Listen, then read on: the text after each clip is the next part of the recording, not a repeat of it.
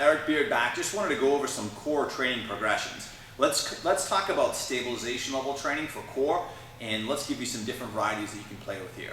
So the crux of stabilization training is there's little to no movement at the spine. We have to learn how to control those smaller segments, and that can be done on the floor to start out with, but we would like to have someone stand up. The challenge is when I see most people stand up, they don't have very good hip rotation, very good dorsiflexion, or overall neuromuscular control. And their deficits in coordination and range of motion end up putting a significant shearing force into the discs and different aspects of the spine. So let's talk about some of the ways that we can safely have a little bit of fun with our clients. Figure eights is a good old-fashioned one to do. Get in that quarter squat athletic position, make sure we can stay drawn in, embrace, and we're just going to go ahead and take our external resistance and move through a figure eight. Now, a client might feel some fatigue in the shoulders or the arms, but if they're doing it right, we should get mostly in the abdominal area. So let's come back down here.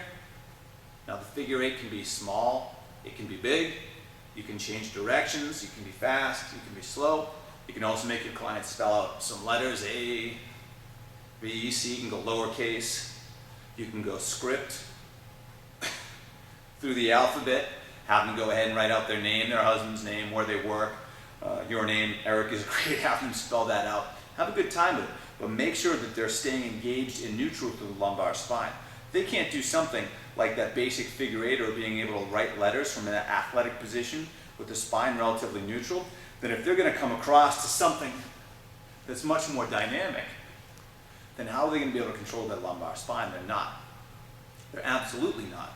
So if they can maintain that, and then we want to go to some sort of lift or PNF pattern, we're going to have some pretty good backside hip extension, some good internal and external rotation of that front side hip.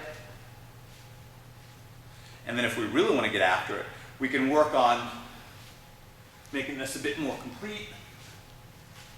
And then if you have a wall to throw it off of or a toss and catch, you become much more dynamic. Throughout that is still a stabilization level exercise. There's still little to no motion of the spine.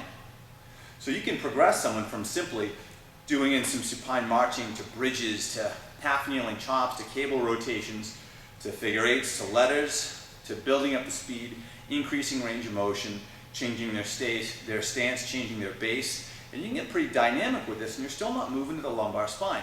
But make sure that they can control that before you have them do anything that's dynamic like this. So have some fun playing around with this. Thanks for watching. Have a great night or day.